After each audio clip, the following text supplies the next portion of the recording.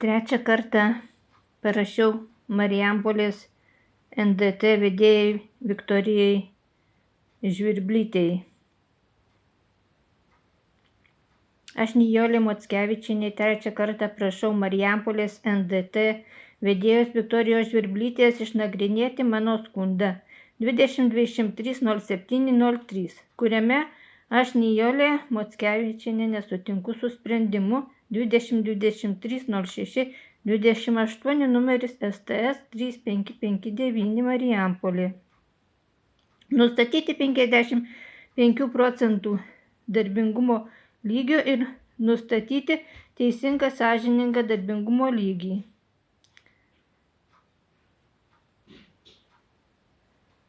Ar tai padarysite, praneškite elektroniniu paštu.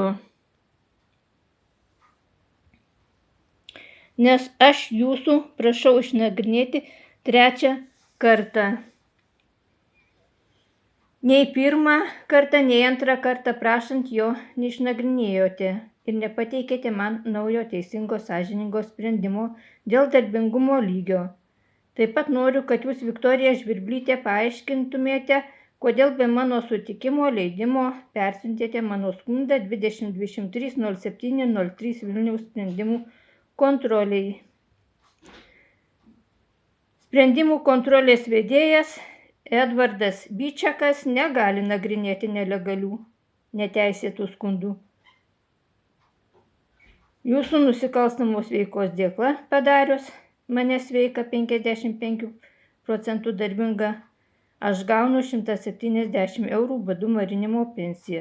Taigi stabdykite žiaurų kankinimą prieš mane. Nustatykite teisingą sąžiningą darbingumo lygį. Parašiau rugsėjo 1 dieną ir paprašiau trečią kartą. Manau, kad paprašius trečią kartą, kad nustatytų teisingą sąžiningą darbingumą, man tai padės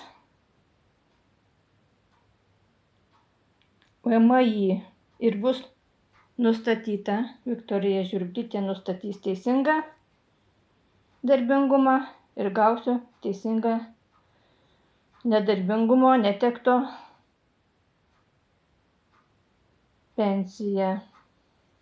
Toliau. Šį kartą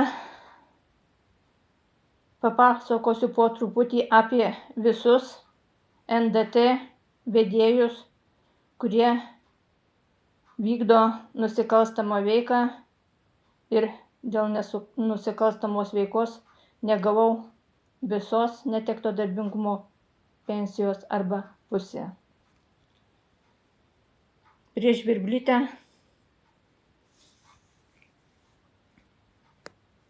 kreipiausi į Kauno NDT. Taigi 23 sausio 16 dieną Kauno NDNT vedėjas Rimvydas Grigaliūnas iš 11 ligų išsirinko 2 ligas ir iš 2 ligų man nustatė, noriu parodyti, 70 procentų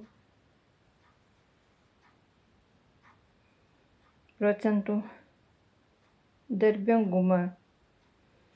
Apie Rimvydą Grigaliūną yra viskas YouTube Nijolė Mockevičienė, taigi daugiau nepasakosiu. Turėtų viską ištirti VMI. Prieš vedėją Rimvydą Grigaliūną buvo Alytaus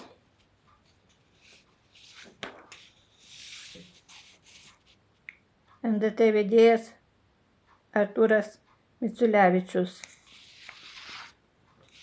Jis man nustatė 55 procentų darbingumą. Iš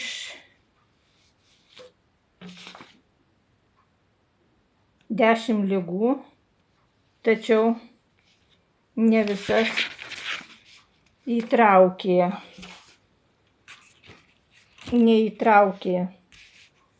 Aš jam rašiau irgi, kad išnagrinėtų mano skundą, bet Miciulevičius irgi neišnagrinėjo. Jis neįtraukė tokių ligų kaip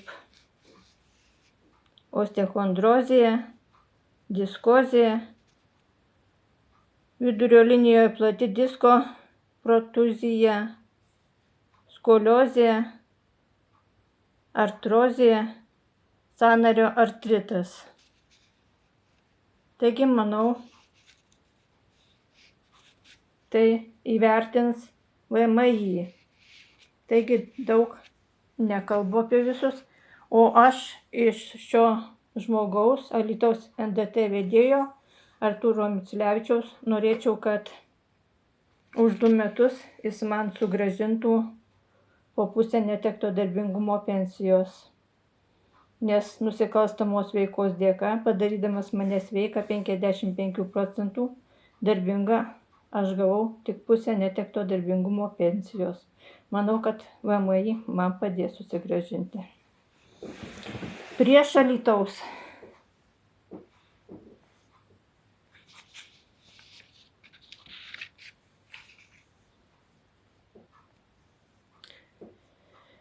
Buvo Kauno NDT vedėjas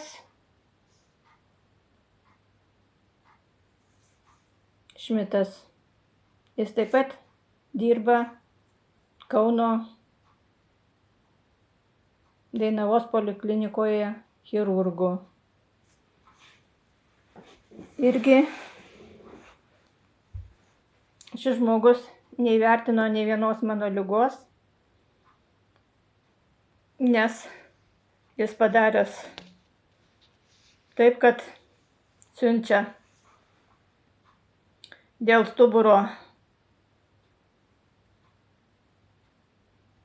nustatyti nulinių metodų, siunčia pas neurologę, neurologė siunčia pas ortopedą traumatologą, o šalia ortopedo traumatologo dirba chirurgas Šmitas.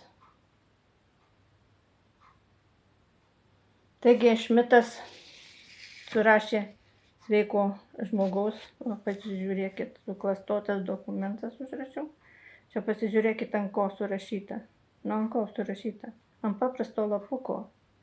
Surašė sveiko žmogaus duomenis, pasiėmė ir iš šito nustatė, kad aš esu, pažiūrėkite, 80 procentų darbinga. Ar gali būti žiauriau? Nemanau. Taigi irgi manau, kad įvertins VMI.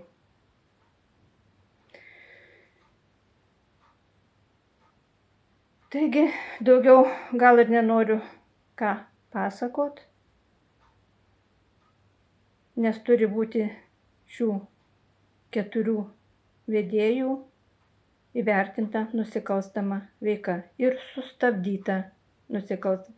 O vykdyti nusikalstamą veiką, aš jums dar kartą pakartosiu, leidžia ministrė Monika Navickienė. Jinai nei į vieną mano skundą nesureagavo. Prašiau ir stabdyti nusikalstamą veiką ir badų mažinimą. Jinai nesureagavo ir neleido išnagrinėti nei vieno mano skundo jos komandoje dirbantiems specialistams.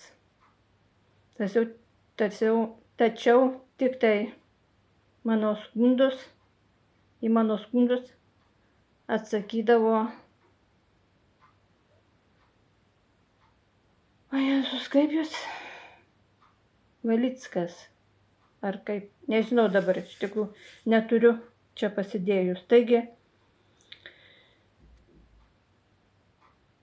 vėliau papasakosiu apie viską. Taigi, šiandien tiek.